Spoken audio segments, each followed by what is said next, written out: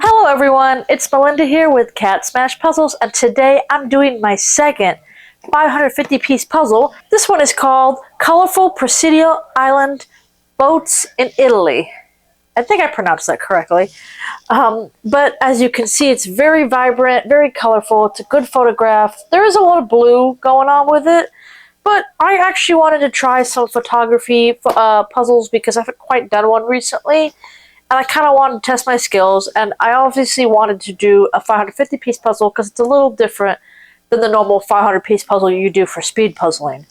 My last 550 piece puzzle was Let's Fish by Seiko, and I just got that one under the hour mark, and which is alright for a 550 piece puzzle. There's 50 more pieces, and therefore it does take a little longer to complete. And my goals are shifted just a tad for the change in piece count.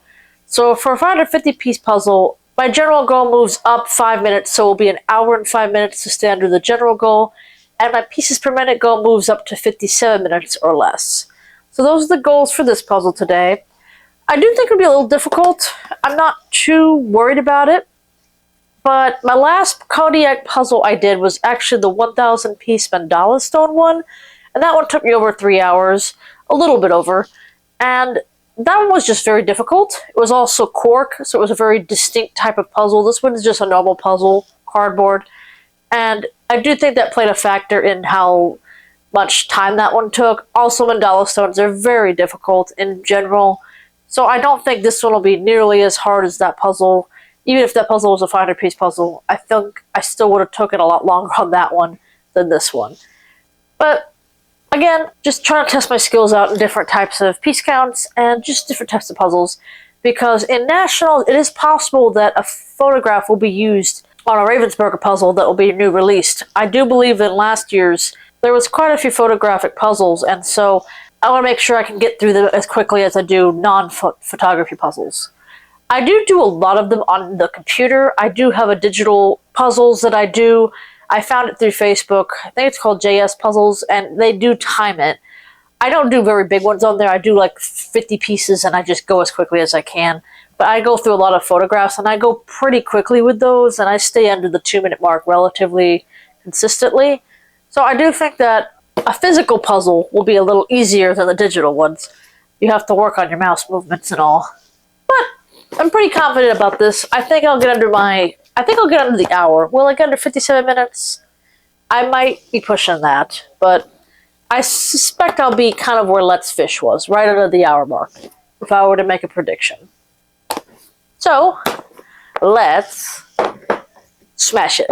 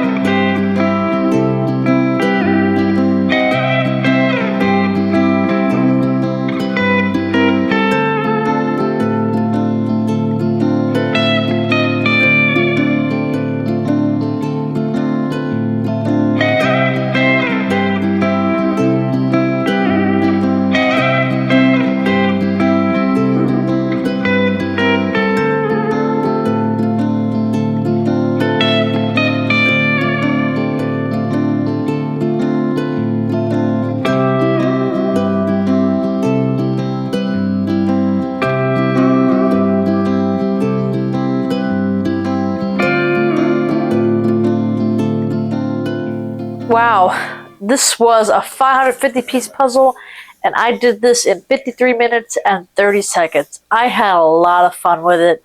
It was very colorful, it had very distinct sections, the boats came together so quickly.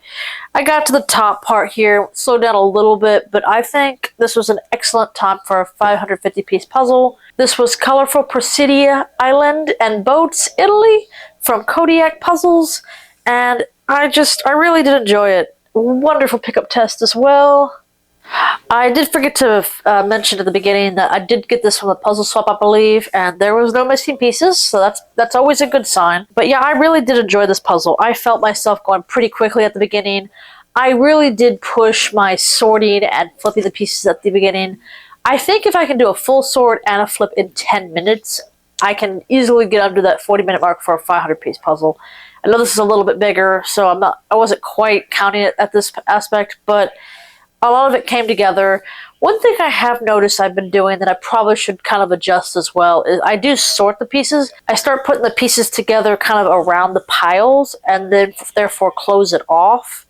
And unfortunately that pile now is kind of in the way to build the puzzle. So I should definitely kind of work section by section that are attached to each other and not work around it like that. Because what happened when I kind of did the sky here, the yellow and red buildings got surrounded and I had to shuffle them out of the way in order to build that last part of the puzzle.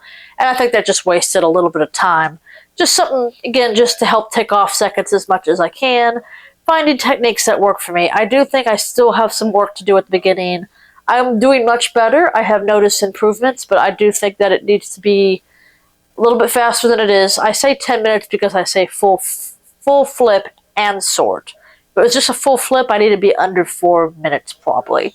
But I do think that the sorting slows me down with the flipping and vice versa. So I wanted to give myself that 10-minute gap in order to sort properly. And then if I'm sorted really well, I can put the puzzle together extremely quickly. So if I can just kind of work on that aspect, again, I will be doing much better. But I do think for a 550-piece puzzle, this time is equivalent probably to 44 minutes for a 500-piece. So it's pretty good. I'm very happy with this time. I succeeded in getting under my general goal of 1 hour and 5 minutes and under my pieces per minute goal of under 57 minutes. So both goals were achieved today. I'm very happy that my ability to do photographic puzzles on the computer translates to in-person physical puzzles, because I do think I have a very good knack of putting photos together. Like, I have photographic memory almost, and I think that just makes it a lot easier for me. I do think that the random colors everywhere make it harder, like for artistic styles. And then gradients aren't my strength, but they're not my weakness either. The sky was actually rather easy. You had clouds in certain spots. It was very easy to distinguish. It wasn't very big either up here. Because the colorful buildings also are pretty distinct.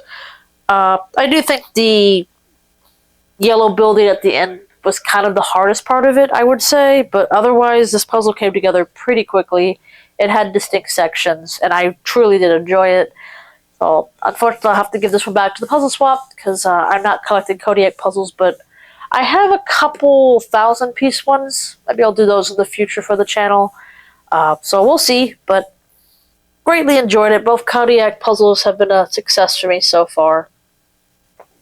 Well, I say we definitely smashed it. Thanks so much for watching. Please like, comment, and subscribe. I will see y'all next time. Bye-bye.